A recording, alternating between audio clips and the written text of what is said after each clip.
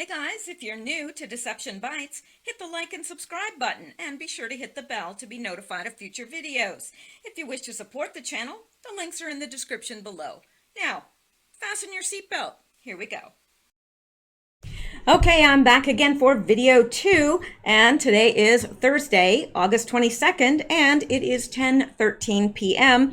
I recorded a video earlier, but then I didn't have time to upload it before I left, so it was, oh gosh, it was just before 5 when I finished it, and then I realized I had to go and I couldn't upload it. So it is uploading now. It has about 1 minute left, so you'll probably be seeing it first before you see this one, and that's a good thing. That's the way that I want it. So anyway, let's get into the news. Of course, we don't have any Q posts because Q has no platform on which to post, but we do have plenty of Q-related news, and let's get to it. All right, but first, I want to thank a few people from yesterday's video and today. Cherise B from New York, she as well as leaving a donation, she wrote a wonderful note. Aviv also left a note, said she's been a listener for a while now. And also, these are people that donated through coffee. And Texas Q Patriot is from San Antonio, says he looks forward to each video. And Hev, I would imagine that's how you pronounce your name. And I would imagine it's a woman. And they left a lovely note as well. And an Anon, who I would assume wants to be anonymous. Mary G, not sure where they're from. I got this from, I think they donated directly to PayPal. Heather M, Melissa V, Kelly N, Dr. James, and Yvonne P. Thank you so much, guys. Really, I couldn't do this without you, and I really appreciate it. So thank you again. Thank you to my Patreon supporters as well. I appreciate you all. Whether it's $3 or whatever, it all helps. Whether it's $1, it helps. And I've got Patreon supporters that pledge $1 a month, and that's what they can afford. I think that's great. I value everyone. So anyway, and if you're not able to donate, don't ever feel bad about that, because everyone is welcome here regardless. Always. So anyway, let's get, now some of this I covered in the previous video, so I'm going to be jumping around a little bit. I can't remember, this I covered, I know, and I didn't cover this, and I can't remember actually what it is, but we'll start with it. Yes, I remember now, this by Wyatt. Simpsons has gone full anti-Trump propaganda in the latest episode. Let's not forget that the creator of The Simpsons, Matt Groening, I'm not sure how you pronounce his last name. I've never actually heard it pronounced, but I think it's Groening, flew on Epic Finds, certain plane, and got a foot massage. Sure. From a 16-year-old sex slave who said she nearly vomited when she saw his feet. Lovely. That would be my idea of a way to earn money. Not. Imagine. Can you imagine? Oh, I know that. I could never be a pedicurist. I just couldn't. Now, it would be fine if somebody's feet were all clean and everything, but you know, you've seen some people's feet. They've got like pterodactyl toes, and some people just should not wear sandals. I'm just saying. Okay, so anyway, yeah, this is very interesting. It says, somebody says, what are the odds The Simpsons was developed in unison with the CIA? Wouldn't surprise me, because a lot of these shows predict, really, they are programming us to accept a future reality and not question it as much because we've been sensitized to it or desensitized to it. The same thing happened with The Simpsons on 9/11. Of course, I'm sure we've all seen all those little clips of The Simpsons pointing to 9/11, and it's not just The Simpsons. It was across the gamut. The same thing that has happened with the Golden Gate Bridge. in San Francisco, because I mean, it's innumerable. I've lost count, and there's probably hundreds and hundreds out there that we haven't uncovered yet, of shows and cartoons and what have you that show the destruction of the Golden Gate Bridge. And that is desensitizing us. It's programming us to expect that in the future. And that is part of their I guess it's a ideology, it's a philosophy. It's really, they call themselves Luciferian, but they are actually following Satan.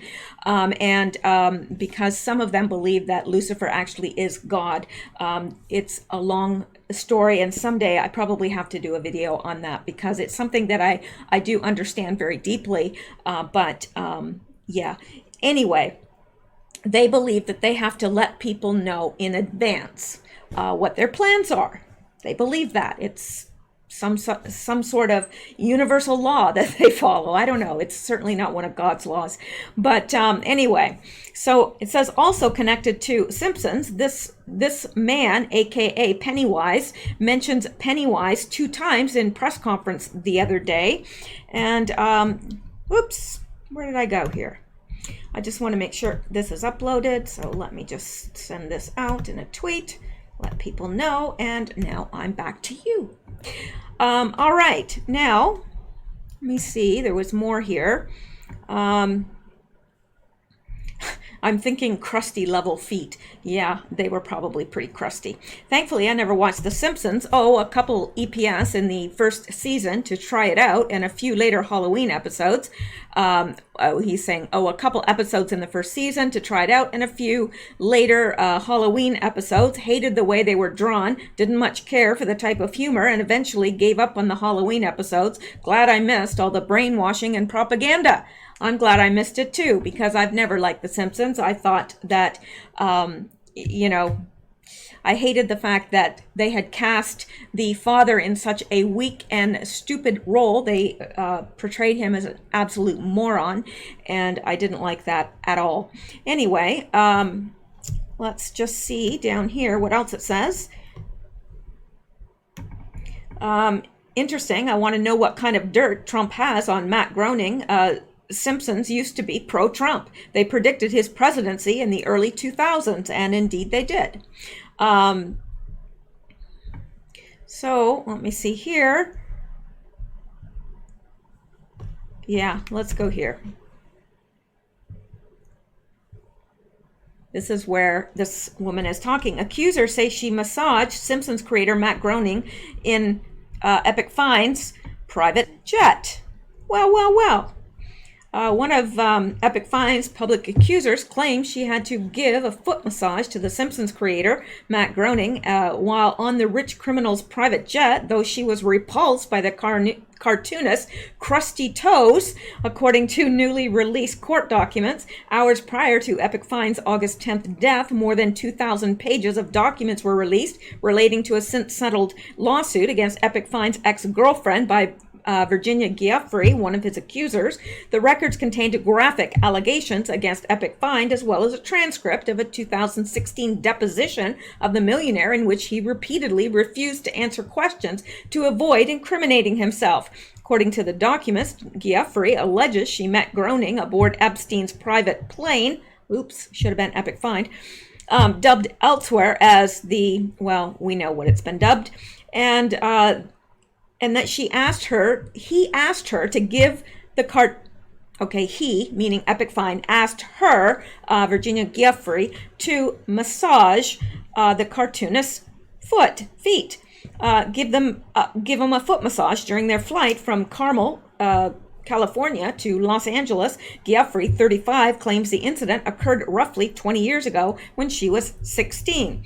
I was enjoying our conversation when Epic Fine insisted that I give Matt a foot massage throughout the duration of the short flight. Giuffre alleges in the documents, I never turned down a client, but when I saw the shape of his feet, I nearly threw up at the thought of having to touch them.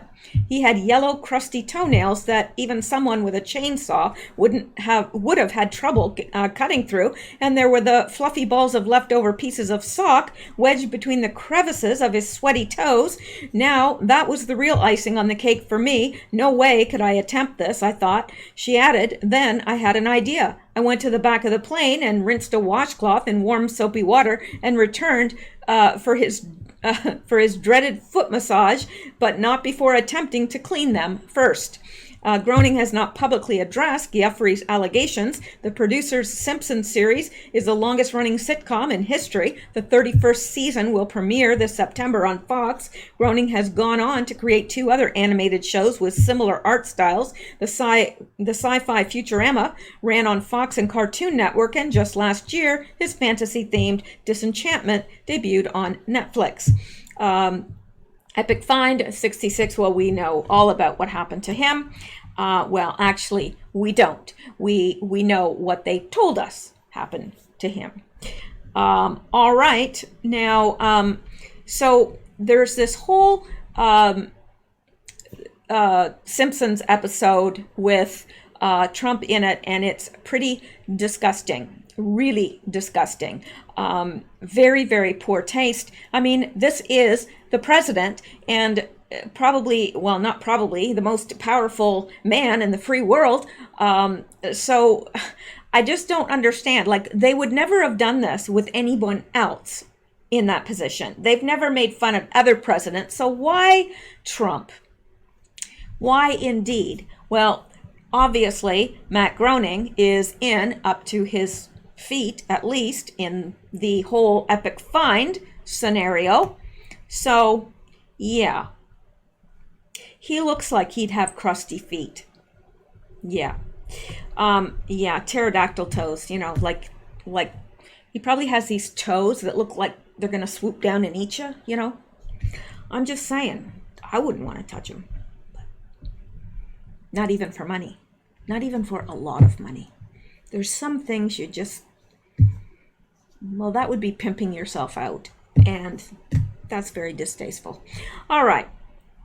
Now, let's go back. I can't remember if there's actually the episode or not. I don't think there is. So, look at the smile. That smile is just hideous. Epic Find has the most ghoulish smile. Really. Like, would you get on an airplane with this man? Like, going anywhere? I wouldn't. I don't care how much money he has. All right. Let's go back. You know why?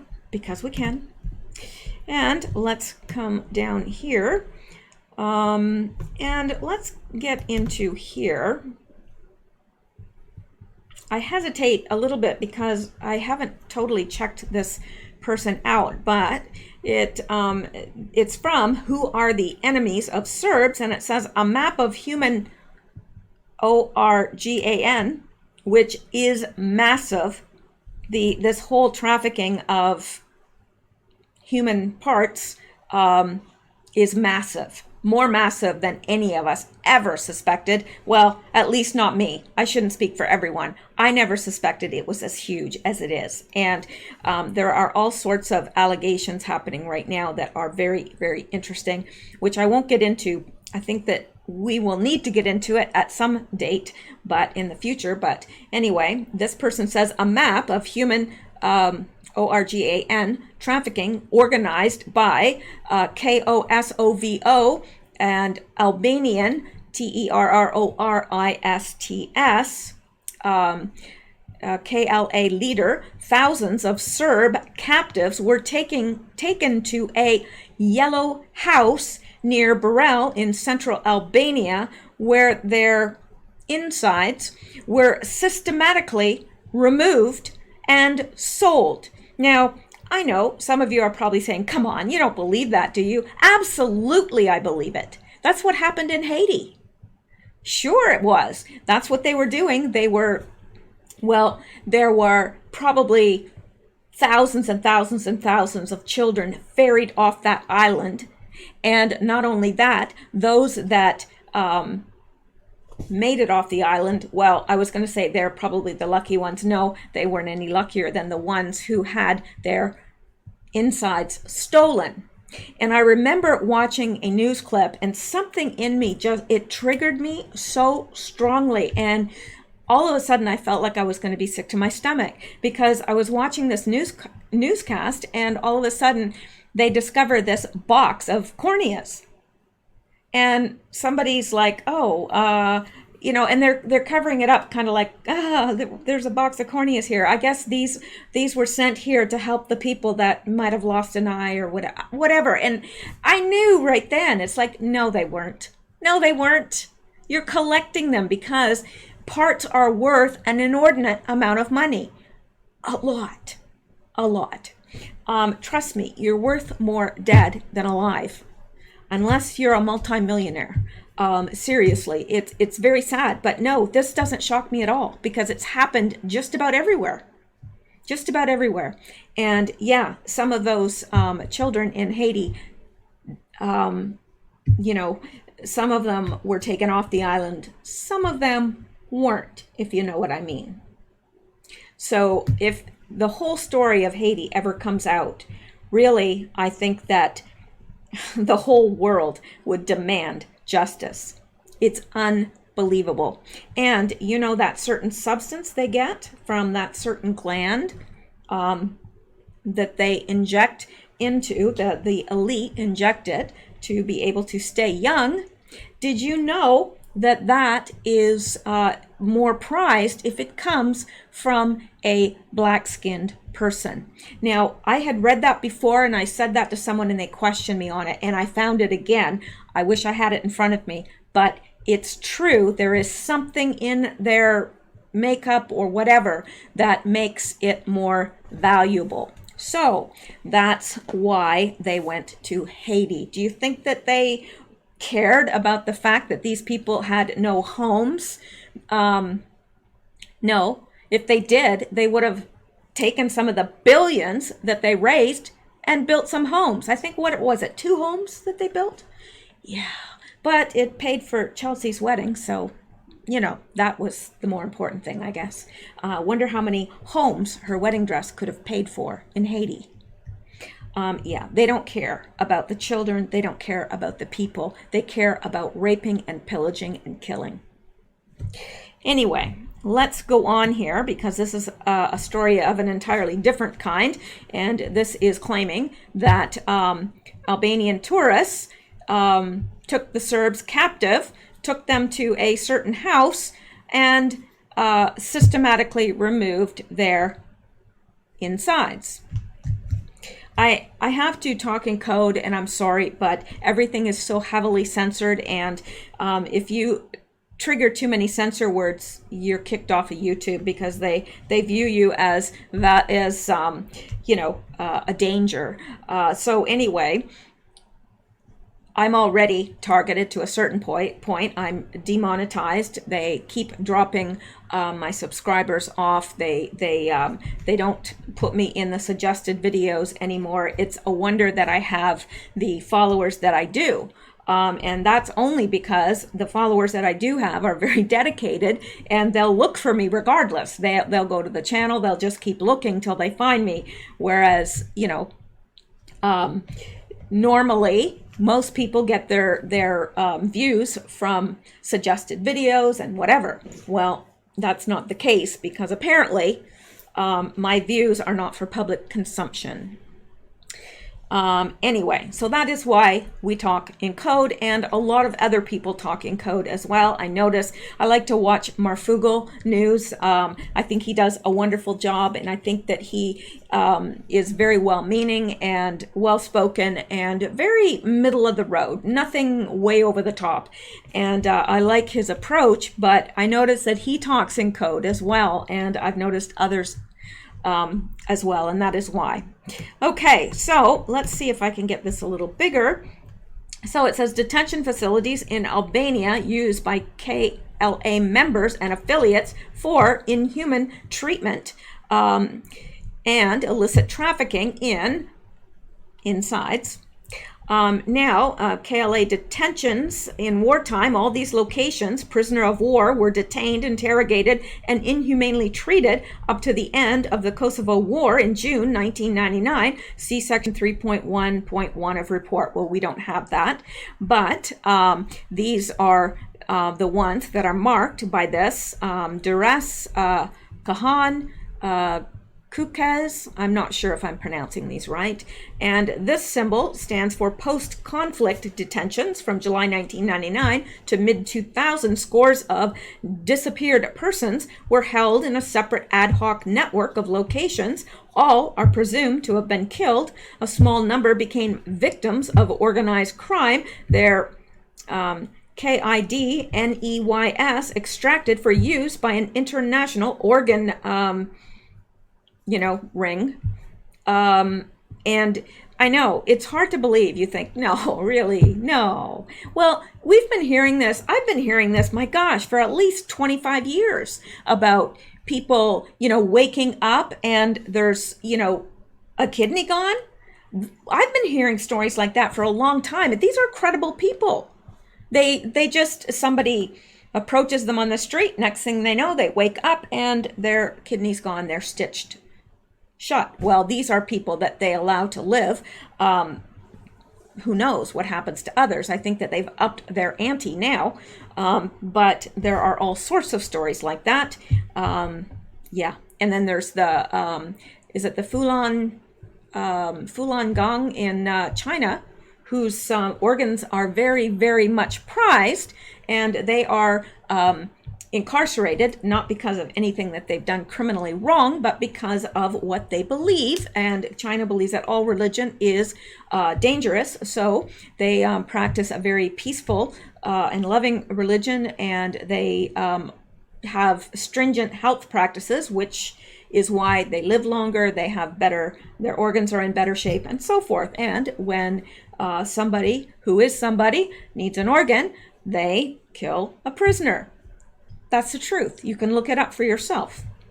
Anyway, these are post-conflict detentions, and then movement of captives. Captives abducted from Kosovo were brought over the porous border. Gradually smaller numbers were filtered for onward transportation, including by ethnicity and health condition. Some captives passed through several way stations before being delivered to the end point operating clinic. So these are the pathways by which they moved. And so this is a post-conflict detention and here, and they are being filtered down to here and then on to here, where I would assume they do the deed and perform the operations. And then, of course, it's right near an airport, so they can fly it out to whoever is going to pay top dollar. Interesting, isn't it? I didn't know any of this, and I'm going to be looking further into it. Anyway, that's it for that, and let's go back and carry on. Now, remember we were talking about this whole Google patent. Very, very interesting. But we are going to be moving on here, and let me see. This is interesting. Okay, here we go. This is from American Thinker. Have pollsters learned nothing since the last election? While the moniker fake news is typically reserved for cable news and some of the more prominent newspapers in America, the term could also be applied to presidential polls. How many pollsters predicted Hillary Clinton would win the 2016 election by a landslide up to and including the day of the actual election? The paper of record, the New York Times, told readers on Election Day, November 8, 2016, that Hillary Clinton had an 85% chance of winning the election. Their prediction was updated on 10:20 p.m. Eastern Time, oblivious to the evening smiles on cable news shows that were curdling into frowns and outright hysteria. And look at here. Hillary Clinton has an 85% chance to win. Right. Donald Trump only had a 15% chance to win. That's pretty generous compared to some polls that I saw. And Not only were they wrong, but they were also in abject denial over events unfolding before them in real time. The New York Times was in good company, as most pollsters got it wrong in 2016 with Rasmussen, arguably the most accurate of the bunch. Have pollsters learned from their mistakes, or are they about to step in it again in 2020? No, they haven't learned. Yes, they're about to step in it. Judging by some recent polling news, it appears that history may be repeating itself. As the old proverb says, those who do not learn from history are doomed to repeat it. That's the truth. Several days ago, this headline ran, much to the delight of CNN and MSNBC anchors. Fox News poll shows Trump losing to Biden, Warren, Sanders, and Harris. That's it then. The race is over. The message to Trump supporters is to give up in despair and leave those MAGA hats in the closet.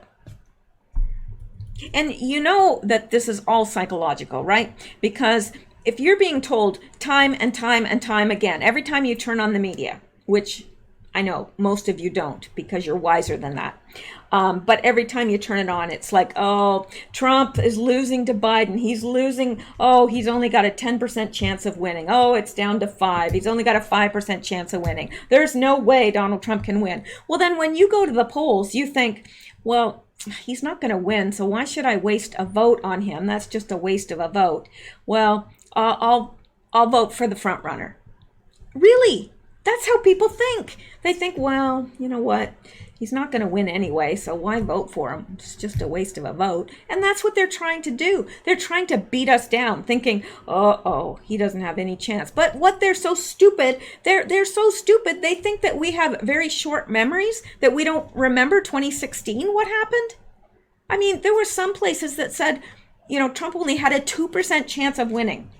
Hillary had a 98% chance. Everybody was laughing. Oh, Trump's not going to be president. Are you kidding me? Well, here we are, and he's your president. So, no, I don't think they've learned anything, because here they are doing it again. You really think Biden is ahead in the polls? My gosh, he drew 30 people, and Trump drew 19,000. Hello? And you know what? No matter how big that venue would have been, he would have packed it out. And you know that. We know that. We see the pictures. We know what's going on. But the news will say, oh, Biden had this rally. They don't say there was only 30 people there falling asleep. And they were only there because he gave them pizza. Really. I mean, could you imagine if Trump gave out pizza? Everybody'd be there. My gosh, they'd go, oh, I get to see Trump and have pizza. I'm going. Right? I mean, it's ridiculous. No, they haven't learned anything. So anyway, the fact that this is a Fox News poll should throw cold water on the narrative of Fox being in the tank for President Trump. Fox News didn't conduct the poll, however, but instead outsourced it to Braun Research, Inc., as noted in the poll's methodology. Opinion polls are only as good as their samples. The Fox News poll surveyed registered voters, unlike Rasmussen, which surveys likely voters. Why is that important? CNN reported that only 55% of eligible voters actually voted in 2016. An opinion poll that queries the half of the population that doesn't even bother to vote will be far less accurate than one surveying those most likely to vote.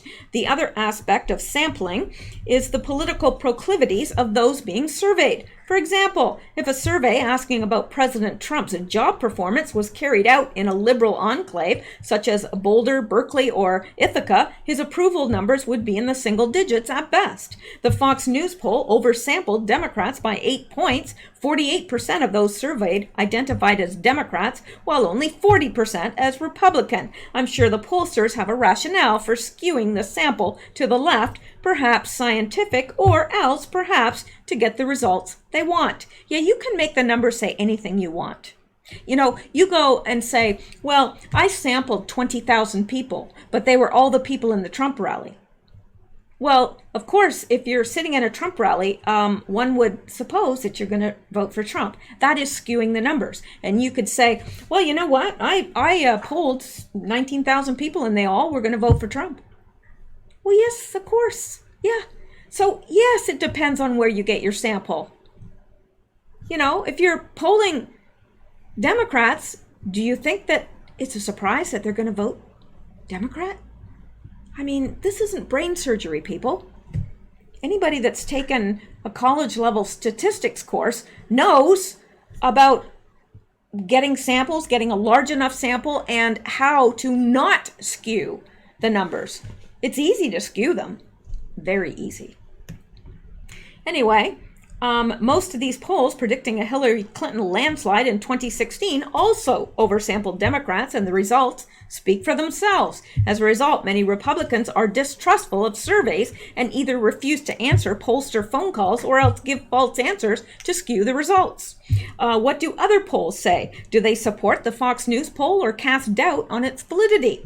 Rasmussen's daily presidential tracking poll on August 16th shows President Trump 3 percentage points higher than President Obama at the exact same point in his presidency, 46 versus 43% total approval. Obama was easily reelected to a second term. Gallup shows Trump with a 41% approval rating, exactly the same as Obama in the third year of his presidency. Interestingly, Ronald Reagan was only at 43% approval in his third year of the presidency and won a 49-state landslide re-election. In contrast, George H.W. Bush sat at 71% approval in his third year and lost re-election. This means that opinion polls have limited predictive value. Other metrics, such as the state of the economy, may be more important than random phone calls to registered voters. Record low unemployment, particularly for women, blacks, and Hispanics, or record low in unemployment, particularly for women, blacks, and Hispanics, and a booming economy may be a better predictor for Trump's re-election prospects. Despite the media's pivot from Russian collusion to white supremacy and racism as the latest attack leveled against the president, 50% of Latinos support the job Trump is doing, according to a recent Marist poll. Black support, according to Rasmussen, is hovering around 30%. In 2016, Trump only received 8% of the black vote. If he doubled or tripled his support within this core Democratic constituency, traditional electoral predictions all fly out the window. Another Democrat core is joining the Trump train, the Log Cabin Republicans, the nation's largest collective of LGBTQ conservatives, has officially endorsed the re-election of President Donald Trump after its board of directors voted against endorsing him in 2016. Predicate, the stock market for politics, reflects not opinion surveys, but the decisions of financial traders putting their money on the line. When asked who will win the 2020 U.S. presidential election, predicate, investors have Trump at 44 cents compared to the next closest Democrat, Elizabeth Warren, at 22 cents, Joe Biden at 18 cents, and Bernie Sanders at 9. I mean, really, you'd have to hate yourself. I mean, really hate yourself to vote for Bernie Sanders. I mean, when you listen to everything he wants to do, and he's a millionaire, multimillionaire himself, but he wants to tax the crap out of all of us. So it's not that he's against owning or having a lot of money. It's just so long as he's the one that has all the money. Yeah, you'd really have to hate yourself to vote for him. Liberal governance is losing popularity elsewhere in the world too. Trump's twin in looks and policy, Boris Johnson, is the new UK Prime Minister. Italy, Brazil, and Hungary have Trump-style leaders. Even our progressive neighbor to the north, Canada, is now trending conservative. Gee, I wonder why. Because Trudeau has just about wrecked this country. Really. Falling out of love with their woke virtue-signaling Prime Minister, Justin Trudeau, who's never had a real job except for teaching skiing and part-time drama teacher. Yeah, that apparently prepares you to run a nation. Did you know that? Okay, anyway, I digress. Lastly, look at crowd sizes, not a metric typically used in gauging political support. Trump draws crowds in an order of magnitude larger than any Democrat candidates, as demonstrated last week in New Hampshire. This is the landscape before the 2020 presidential campaign has even started. Wait till Trump focuses on the eventual Democrat nominee using his effective nicknames and branding of his opposition. This time, Trump is the incumbent with 4 years of political experience under his belt. Last time, he was a businessman with no political background, only his energy, enthusiasm, and charisma. Imagine how much more formidable he will be this time around. If political polls continue to shape rather than reflect political opinion, they are as likely to be as wildly incorrect in 2020 as they were in 2016. And this was extremely well written. And this is exactly where we are. It's like 2016 all over again, because you're hearing these polls and they're so ludicrous. I mean, really, who in their wildest dreams thinks that Bernie, Sleepy Bernie is going to win anything? And Joe Biden, touchy-feely, scratch and sniff Biden? No. Are you crazy? Like, women would have to be absolutely insane to vote for him. And men, well, I don't know. Doesn't say too much for them either. So there you go. All right, let's go on now. I hear one of my cats, smacking something around the floor. Doesn't sound too good, but I'm going to hope for the best. All right, now this will make you angry. That wasn't my goal, to come here to make you angry, but, I'm reporting the news, and the news is angering. Well, come on now. Sitting there and spinning. Here we go. No joke, DNC plans on fundraising in Mexico. Oh, are these the same people that were complaining about foreign interference in our last election? Aren't these the same people? I think they are. Yep, I'm pretty sure they are. Yeah, the DNC, the people that paid for the Steele dossier, the people that created this whole Russian hoax. Yeah, well, now they're fundraising in Mexico. Gee, no foreign interference there, is there? Right. And what about all the illegals that are voting in the elections? That's not foreign interference? Because last time I looked, I think it was. I think it is. Just like I was, I had a green card, and, well, I still do, and lived in the States for most of my adult life. And it said, as a condition right on my green card, until I became a citizen, I was not eligible to vote. And if I did, I would have been a citizen of Canada interfering in U.S. elections. That's not right. Any more than I don't want the U.S. to come here and vote in our elections. Doesn't that make sense, people? Just vote in your own elections. Now, when I become a citizen, and I fully intend on becoming a citizen at some point, I will be able to vote, and I'll be there with bells on. But it's sad, because you know what?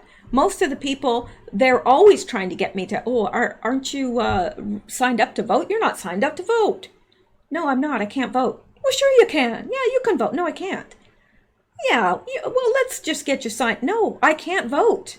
I was told by immigration I can't vote, and I'm not going to. But you know what? It wouldn't have mattered. They would have signed me up and let me vote.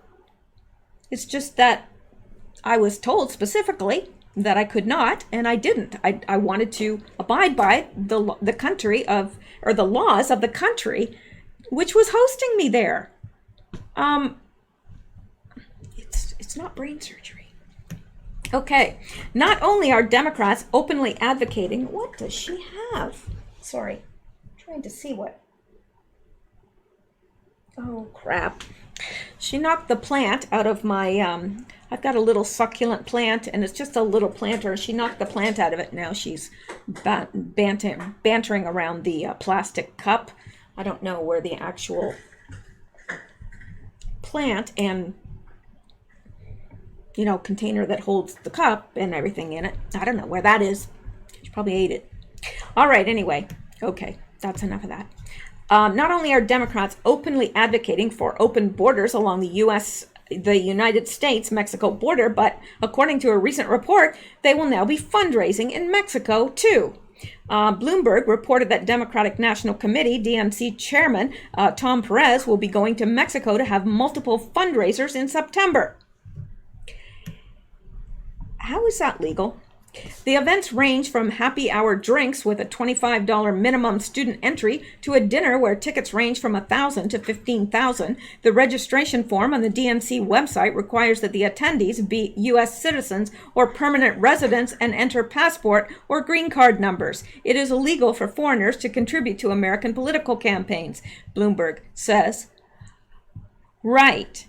That would be as stupid as them coming to Canada and saying, yeah, this is just for U.S. citizens. I mean, yeah, there's U.S. citizens in Canada. Absolutely. They work here, whatever. They just the same as I was a Canadian citizen living in the U.S. But, if you're targeting the U.S., doesn't it make sense to stay in the U.S.? I mean, All right. Bloomberg reported that Perez's trip will include 3 events in the city on Saturday, September 28th. These include a happy hour. Okay, I just read that, didn't I? Yes, I did. A DNC spokesperson confirmed Perez's attendance at the events to Bloomberg. Yeah. Should Nancy Pelosi be removed from office? Yeah. The fundraising events are open to American citizens and legal permanent residents, and online registration requires that participants provide either passports or green card numbers to verify their status. It is illegal, after all, for foreign nationals to donate to American political campaigns. The U.S. State Department says that 1.5 million American citizens currently live in Mexico. The 2015 numbers from the Mexican government show that over 90% of Americans living in the country don't have their immigration status in order.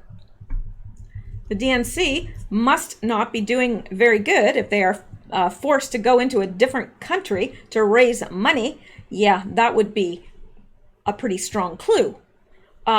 This isn't the first time that DNC chairman Perez has been forced to go into another country to raise money for Democrats' interest in America. In 2018, he had an event in London with an intention of raising money to register voters in America. The blaze continues. This won't be the first time that Perez has had to break out his passport for international donor events.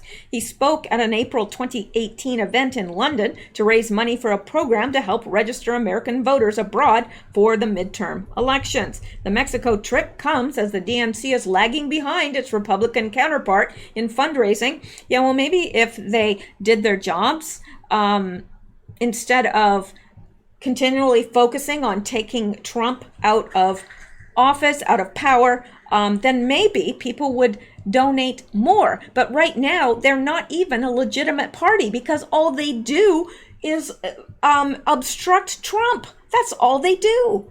They're obsessed with him all day, every day. They don't do anything. Look at California. Do these politicians look like they're doing anything for California?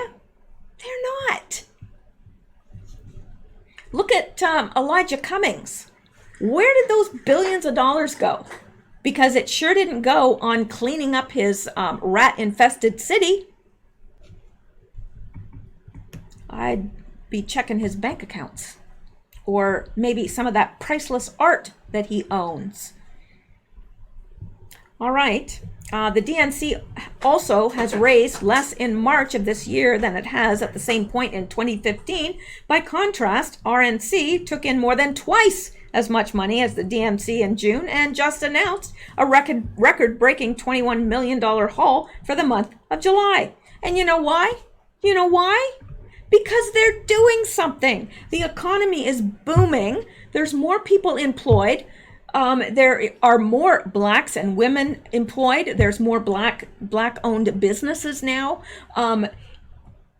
Yes, there's companies that are bringing back their business from, being overseas or what have you.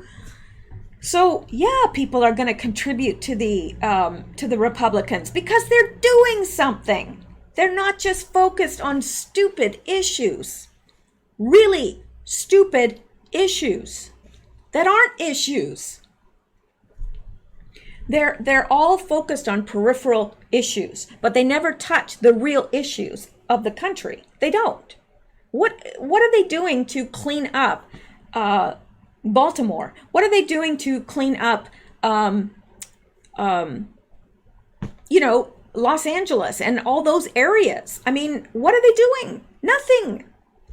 So yeah, people are donating to, it's like, would you donate to somebody that didn't handle your money well and didn't know how to handle it at all?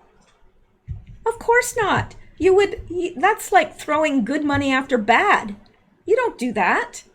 It's like, if I wanting to invest in a stock or something, I don't look at stocks that are failing or that their company looks bad.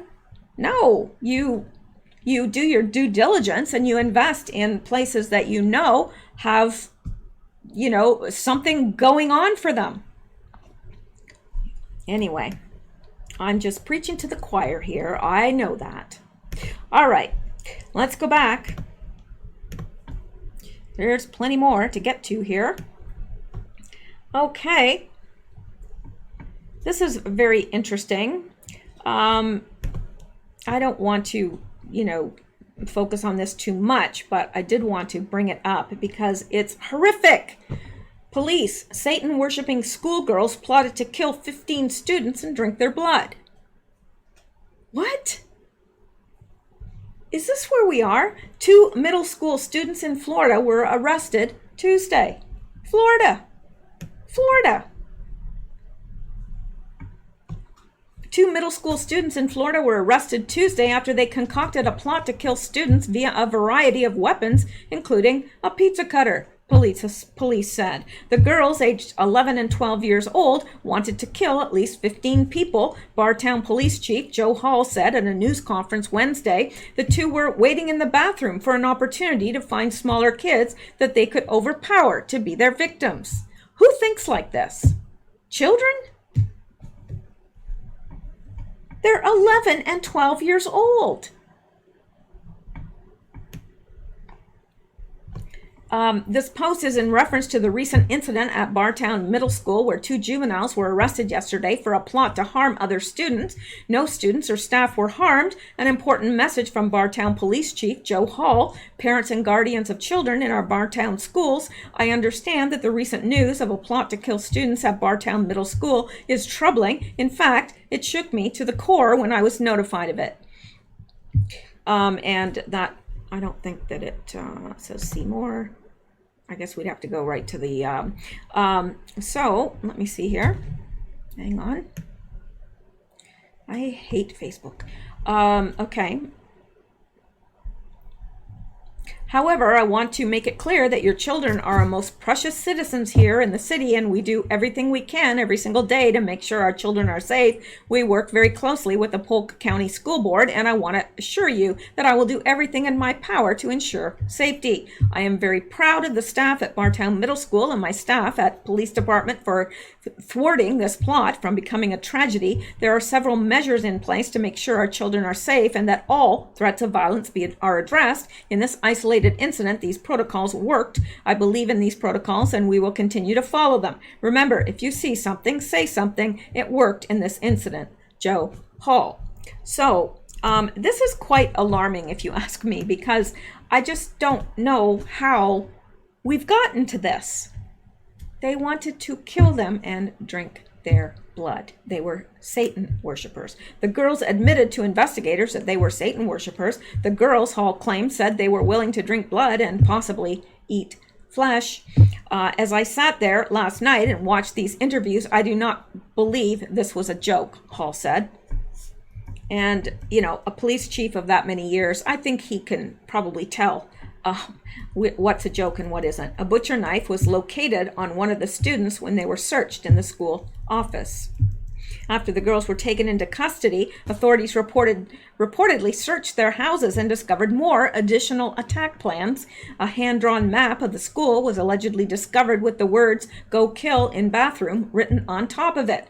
One of the text messages exchanged in a conversation found by authorities reportedly read, "We will leave body parts at the entrance and then we will kill ourselves." Wow. Hand-drawn map of the school was allegedly discovered in the home of one girl with the words, excuse me, the yawn is taking over, "Go to kill" in bathroom written on top of it. In a statement posted to Facebook, Hall said no one was harmed in the incident and thanked school staff for thwarting this plot from becoming a tragedy. And it really easily could have. I mean, really, those of you that are parents, when you send your kids off to school, you're not thinking about this. You're thinking, well, my child is, most children don't think about these things. And it kind of makes me wonder about the home that they're coming from and why they have even been exposed to this. Anyway,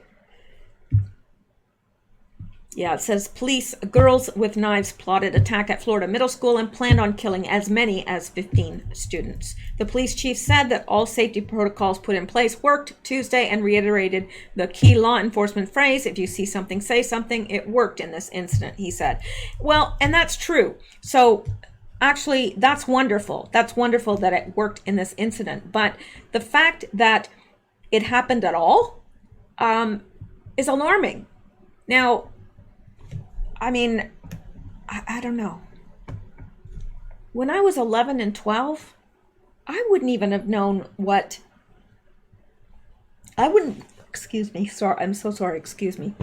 It's getting late. But when I was 11 or 12, I was thinking about, running off in the woods and making tree forts and everything. That's what we did. We knew everybody in the neighborhood. And if any of us got in trouble, one of the neighbors' mothers would call our mother. So, I mean, we were well watched. But, yeah, it's unbelievable. I don't even know what to say about it. It's horrifying. Now, let's look at this for something else in the schools that will make you angry. Makes me angry. So, I'm pretty sure it'll make you angry, too. 6-year-old school children forced to write gay love letters to teach diversity. Now, this is in Britain. British school teaches children to write gay love letters. A video published by the British Broadcasting Corporation shows 6-year-old school children being instructed to write gay love letters has been causing a stir on social media. The video, originally uploaded to BBC Radio Manchester's Facebook page, shows young children at Brucey Lodge Primary School being instructed to write love letters from Prince Henry to his manservant Thomas, with the teacher instructing her pupils. "You're going to tell Thomas why it's a brilliant idea for him to marry you."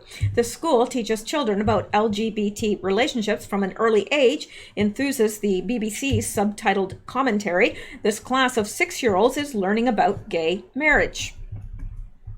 In this fairy tale, the prince wants to marry his male servant.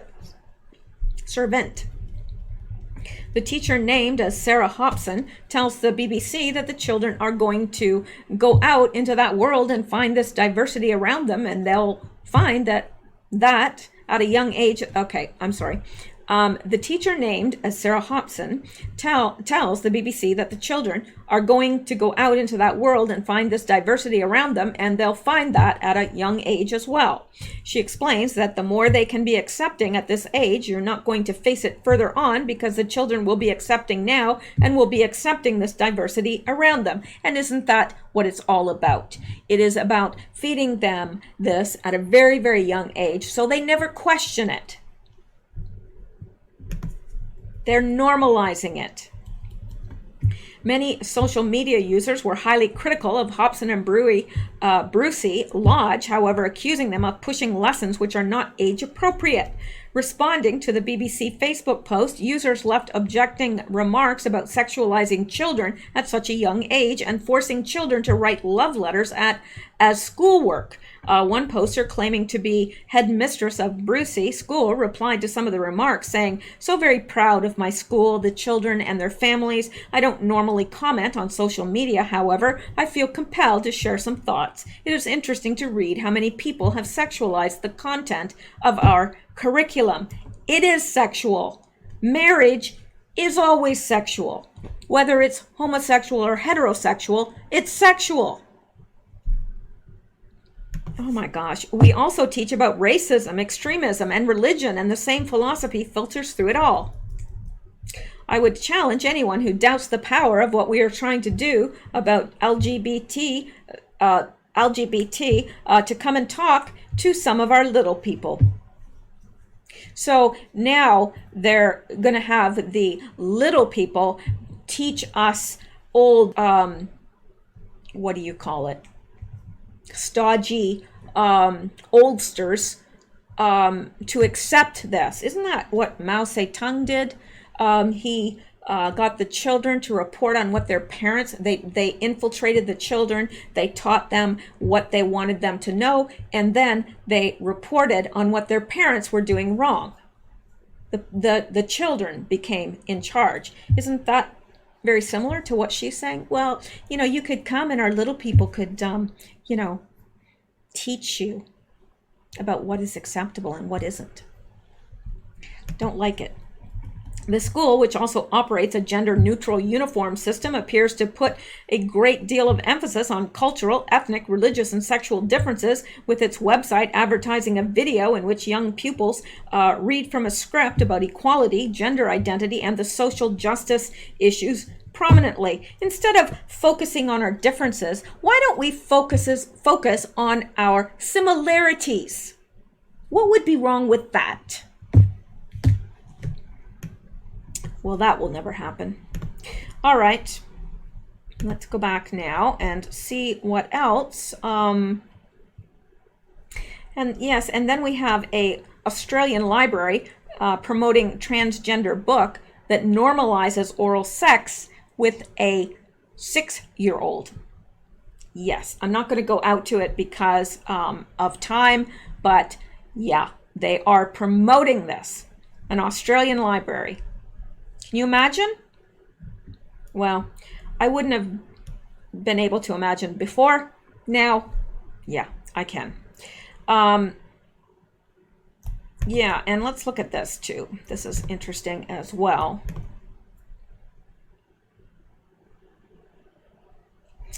FBI ignored golden evidence of child trafficking in Hillary Clinton's emails. Ooh, I'm surprised. No, I'm not. The Federal Bureau of Investigation, Department of Justice, and Hillary Clinton have a huge wiener issue. Well, that's not a sentence you hear every day, is it? That is far bigger than we first realized.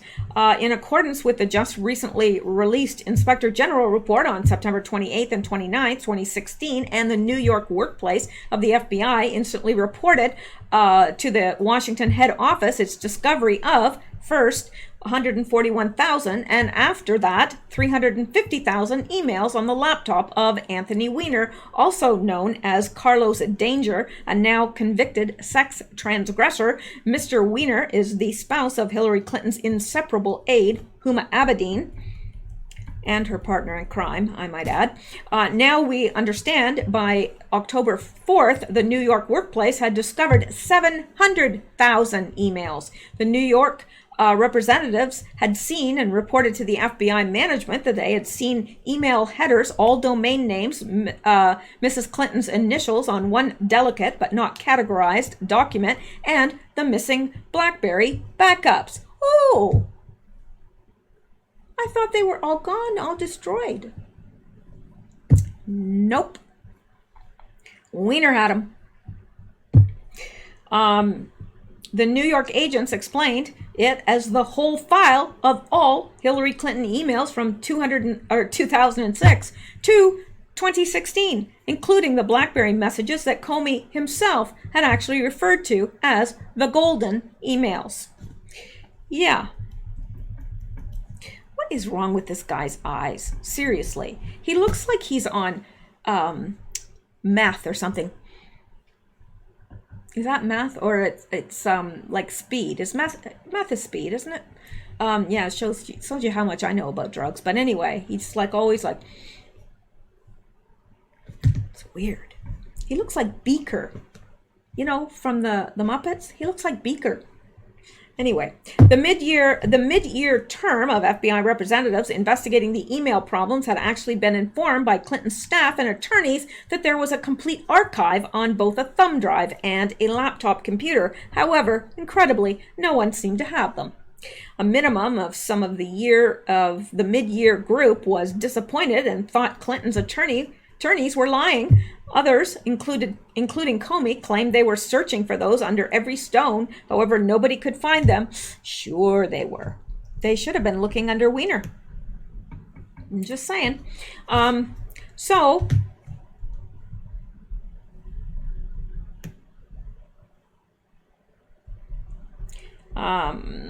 Keep in mind, Hillary Clinton's lawyers produced approximately 30,000 of her emails, and they appear to have claimed that was the entirety of her work-related emails.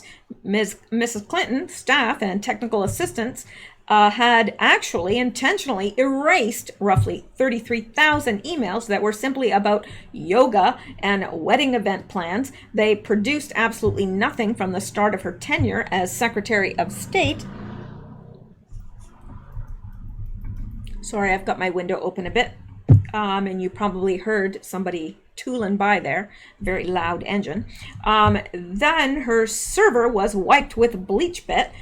There were so many emails on this wiped server, countless emails, the entire file, whatever Clinton, consisting of information from the BlackBerries and other gadgets for which the FBI and DOJ chose not to run search warrants due to the fact that they assumed they had been destroyed. Sure they did.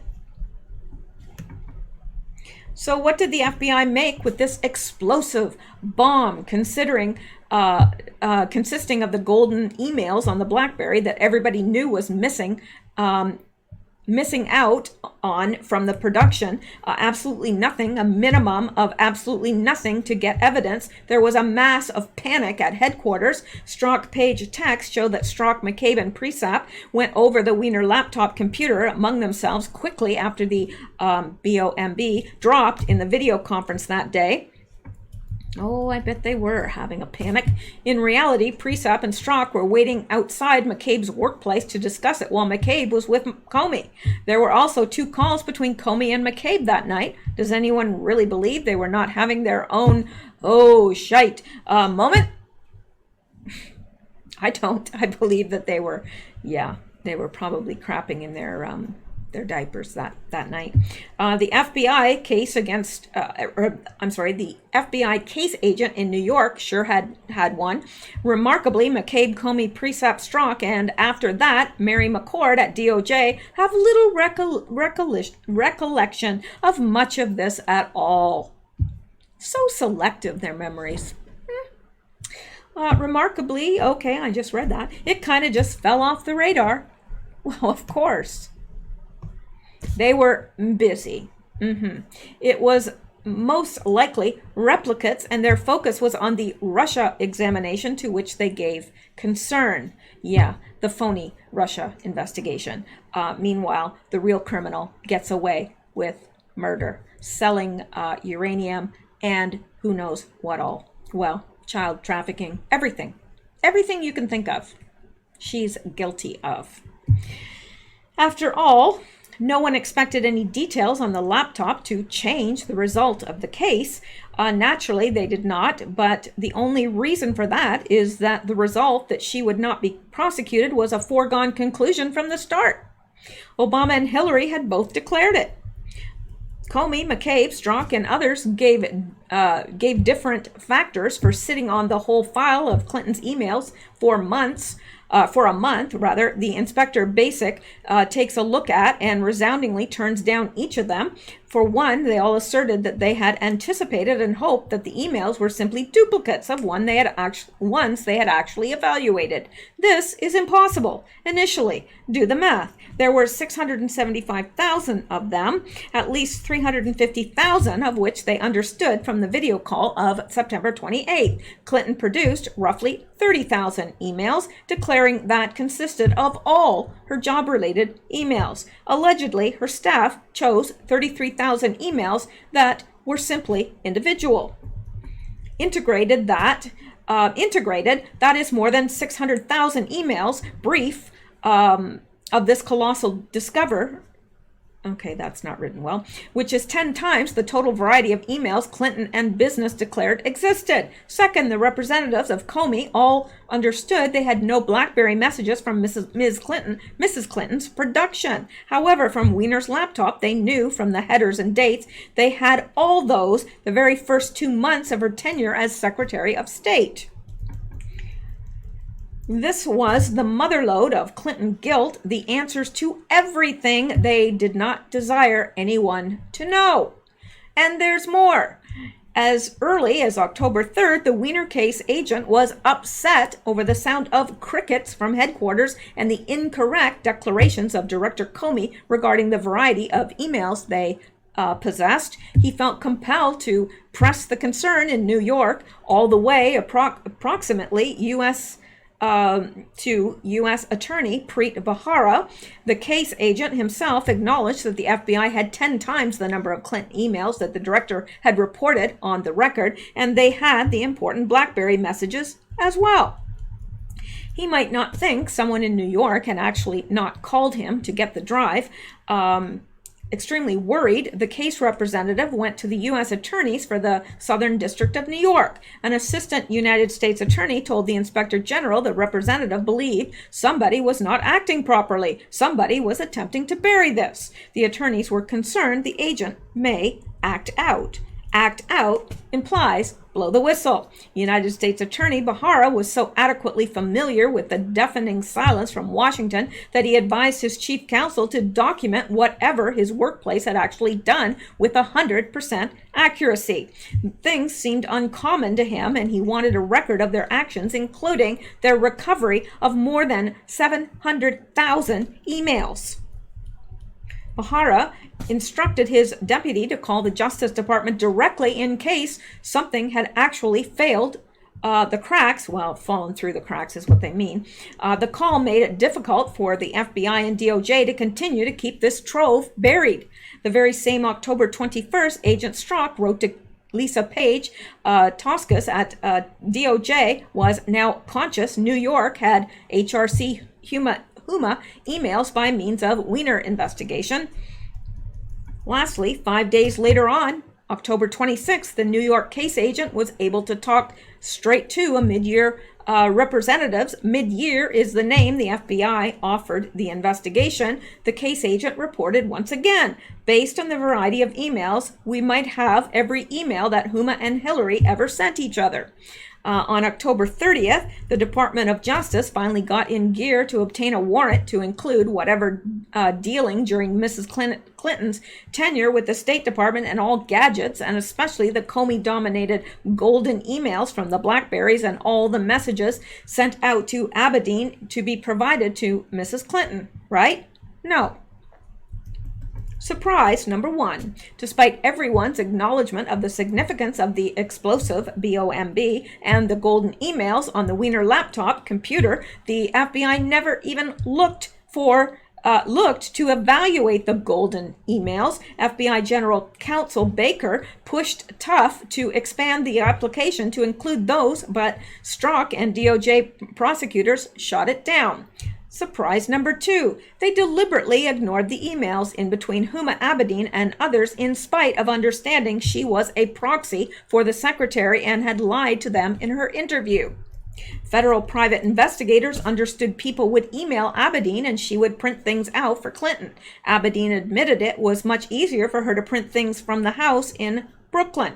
Rationally, then, it appears it was Abedin who deliberately stripped classification markings from emails to forward the information to Miss Clinton, so she might then deny ever getting anything significant classified. It's called possible deniability, and it was an intentional and unlawful plan for managing categorized details. Surprise number 3. Over experts' objections, the FBI never ever evaluated the Wiener laptop computer to determine if foreign agents had compromised it, despite finding that Huma Abedin had forwarded the categorized info to it. Those were flagrant infractions of 18 U.S.C. 793. There are very important conclusions from these realities in the Inspector General's report. The Wiener laptop computer likely contains the responses to the public's questions about all things Clinton, her scandals, the Clinton Foundation, pay to play, blockage of justice, as well as possible Espionage Act violations. The FBI's claim to have evaluated all the relevant Clinton emails is certainly false. The Inspector General's report belies the FBI's claim to have actually left no stone unturned.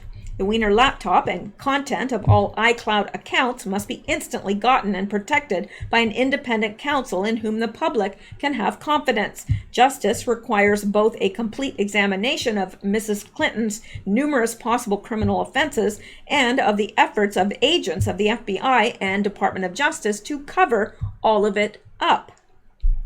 Numerous high-ranking officials, including Barack Obama, were emailing Mrs. Clinton directly or through Huma Abedin. The Wiener laptop computer and the iCloud account had everything. It was the complete archive they were searching for. Who else among the high-powered elite are the FBI and DOJ safeguarding by their cover-up? Well, certainly Clinton, but also Barack Obama. It's I don't know, if we go through the next few years and nothing happens to Hillary Clinton, I think I'm going to give up all hope. I really, because I just do not understand how she is free to walk around. I don't. And I don't understand what happened with Epic Find either, because I don't believe he's dead. I could be wrong. I've been wrong before, but that is what I believe at this time until I see evidence to the contrary. All right. So I think I'm going to end it there because I've probably done about an hour. Let me see if there's anything else that I just absolutely positively, I've got so much more to cover. Well, it's going to have to wait till tomorrow because it's getting late, and I don't want to turn into a pumpkin because it's 11:25, and if I speak much longer, you know what'll happen. Yeah, that's not pretty. Anyway, okay, well, that's it for tonight. I will be back tomorrow, Lord willing, and I will cover more then, as well as whatever's pertinent in the news currently. So there you go, and you guys have a great night. Sleep well, stay safe, and keep seeking truth, people. Keep seeking truth. The lie can be very beautiful, but the truth will set you free. The lie never does. The lie enslaves you, no matter how beautiful it is, but the truth will set you free. Good night, guys. Talk to you real soon.